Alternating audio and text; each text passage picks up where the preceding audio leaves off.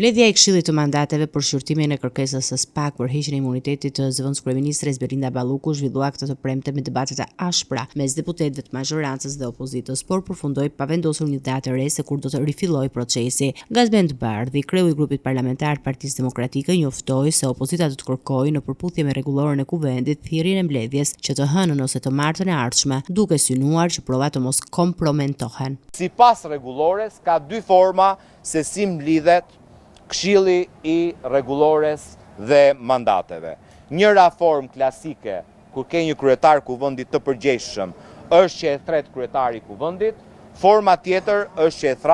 e thret 1/2 e antarëve të Këshillit. Dhe dua t'ju informoj që 5 antarët e opozitës në Këshill do të thrasin mbledhjen e Këshillit të Rregullores dhe Mandateve të hënën maksimumi të martën e fillim javës që vjen, për të mos krijuar asnjë vonesë,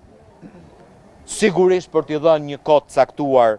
të pandehurës që të vi dhe të mbrojë veten, sepse e ka të drejtë ligjore, por nuk është detyrimi i kuvendit, nëse nuk don të mbrohet, ne nuk e detyrojmë dot,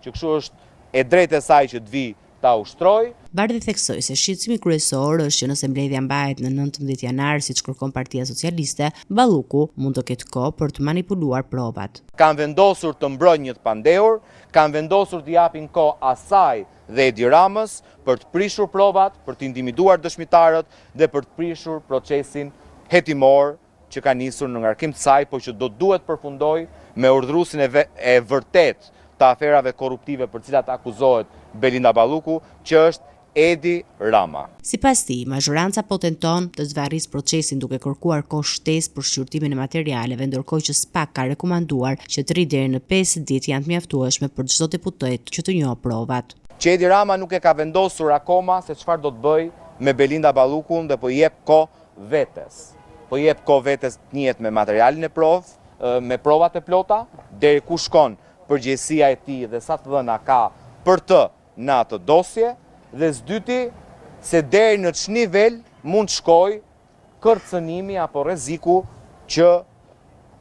ja sjell lëshimi i Belinda Ballukut. Deputeti demokrat shtoi se Balluku ka marrë pjesën më të madhe të materialeve paraprakisht dhe ka mundësinë të përgatitet në mënyrë të njëanshme, ndërkohë që opozita ka pasur vetëm 72 orë për të njohur prova të ngarkuara për raste të tjera. Bardhi e quajti këtë tentativë të Ramës dhe Ballukut për të zvarritur drejtësinë dhe për të fituar kohë dhe për të ndikuar në dëshmitar dhe dokumente të rëndësishme të procedurës.